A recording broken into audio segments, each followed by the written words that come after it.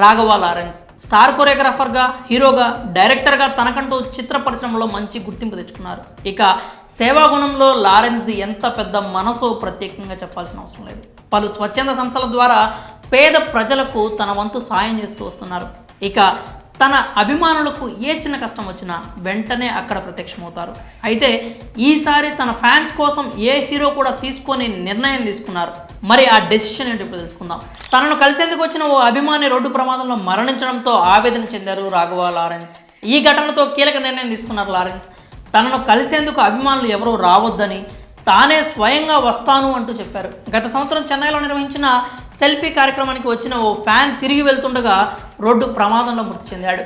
ఈ ఘటనతో తీవ్ర కలత చెందిన లారెన్స్ కీలక నిర్ణయం తీసుకున్నారు.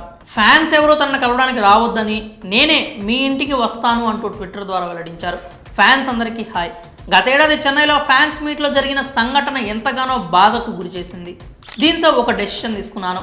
నా ఫ్యాన్స్ ఎవరు కూడా నా కోసం ప్రయాణం చేయాల్సిన అవసరం లేదు. ఇక నుంచి మీ దగ్గరికి నేనే వస్తాను అంటూ ట్వీట్ చేశారు. మీ పట్టణంలో ఫోటోషూట్ ఏర్పాటు చేస్తామని, ఫిబ్రవరి 25 నుంచి ఈ ప్రోగ్రాంను ప్రారంభిస్తున్నట్లు చెప్పుకొచ్చారు.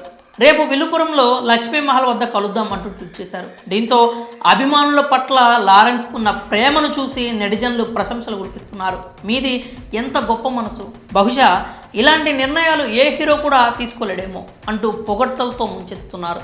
మరి ఫ్యాన్స్ కోసం లారెన్స్ తీసుకున్న ఈ నిర్ణయంపై మీరేమనుకున్నారో మీ అభిప్రాయాల్ని కామెంట్స్ రూపంలో తెలియజేయండి.